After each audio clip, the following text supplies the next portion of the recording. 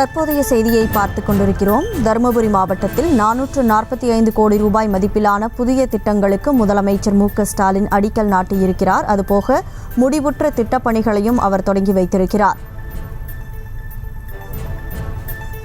தருமபுரி மாவட்டத்தில் 445 கோடி ரூபாய் மதிப்பிலான புதிய திட்டங்களுக்கு முதலமைச்சர் அடிக்கல் நாட்டி முடிவுற்ற திட்டப்பணிகளையும் தொடங்கி வைத்திருக்கிறார்.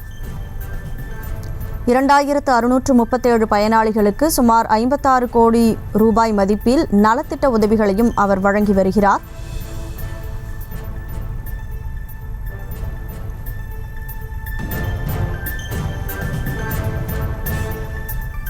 இரண்டாயிரத்து 637 பயனாளிகளுக்கு சுமார் 56 கோடி ரூபாய் மதிப்பீட்டில் நலத்திட்ட உதவிகளை தற்போது தருமபுரியில் முதலமைச்சர் மு.க.ஸ்டாலின் வழங்கி வருகிறார்.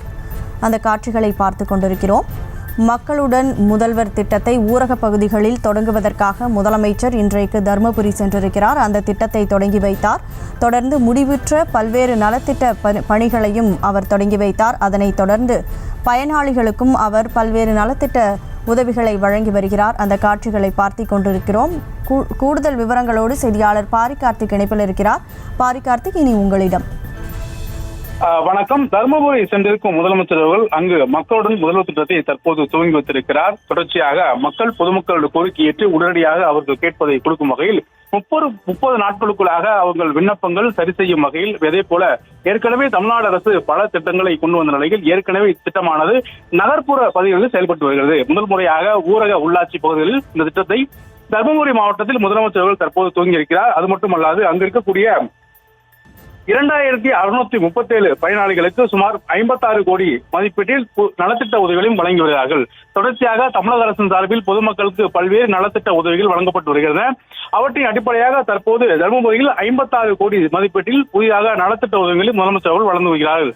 மேலும் தொடர்ச்சியாக தமிழகம் முழுக்க இருக்கக்கூடிய பல நிகழ்ச்சிகளிலும் நலத்திட்ட உதவிகளை முதலமைச்சர் அவர்கள் வழங்கி வருகிறார்கள். நேரடியாக பொதுமக்களை சந்தித்து அவர்கள் கோரிக்கையின் அடிப்படையில் அந்த நலத்திட்ட உதவிகள் வழங்கப்படும். ஏற்கனவே முதலமைச்சரின் முகவரி திட்டத்தின் மூலமாக 47 லட்சம் மனுக்கள் பெற்றப்பட்டு அவர்களுக்கான தீர்வும் கொடுக்கப்பட்ட நிலையில் தற்போது முகாம் அமைத்து மாவட்ட ஆட்சியர் தலைமையில் ஒவ்வொரு கிராமமாக சென்று அங்கு முகாம் அமைத்து அங்கு இருக்கக்கூடிய மக்களுக்கு தேவையான மனுக்களை அவர்கள் இல்லங்கள் தேடியே நேரடியாக அங்கு முகாம் அமைத்து அங்கு அந்த மனுக்களை பெற்று உடனடியாக தீர்வு 30 நாட்களுக்குள் வழங்கும்படியான இந்த திட்டத்தை தற்போது முதலமைச்சர் அவர்கள் தொடங்கி வைத்திருக்கிறார். ஏற்கனவே திட்டமானது நகர்ப்புற பகுதிகளில் செயல்பட்டு வந்த நிலையில் தற்போது ஊரக உள்ளாட்சி பகுதியிலும் செயல்பட்டு வருகிறது. அதன் அடிப்படையில் தான் திட்டத்தை கிட்டத்தட்ட 30 நாட்கள் பொதுமக்களுடைய அதிகப்படியான கோரிக்கையாக இருக்கக்கூடிய வருவாய்த்துறை சேர்ந்த கோரிக்கை, அதே போல பத்திரப்பதிவு சார்ந்த கோரிக்கை, அதே போல ஆயுதலாளர் நலத்துறை, மேலும் பிற்படுத்தப்பட்ட நலத்துறை என இந்த பொதுமக்கள் அதிகமாக பயன்படுத்தும் இந்த நலத்துறை சார்பில் குறிப்பாக ஊரக உள்ளாட்சித்துறை என இந்த பொதுமக்கள் அதிகமாக பயன்படுத்தும் இந்த துறைகள் வாரியாக அலுவலர்கள் தனித்தனியே பிரிக்கப்பட்டு அவர்களுக்கான முகாம்கள் அவர்கள் அமர்ந்திருப்பார்கள். பொதுமக்கள் நேரடியாக சென்று அவர்களின் மனுக்களை கொடுக்கப்பட்டு அந்த மனுக்கள் மாவட்ட ஆட்சியரின் மூலமாக 30 நாட்களுக்குள் அதில் தீர்வு காணப்படும். அந்த அடிப்படையில் தான் தற்போது முதலமைச்சர் அவர்கள் இந்த திட்டத்தை துவங்கி வைத்திருக்கிறார்கள். குறிப்பாக அங்கு இருக்கக்கூடிய 2637 பயனாளிகளுக்கும் தற்போது 56 கோடி மதிப்பீட்டில் புதிய நலத்திட்ட உதவிகளை முதலமைச்சர் அவர்கள் வழங்கி வருகிறார்கள். தகவல்களுக்கு நன்றி பாரிகார்த்திக்.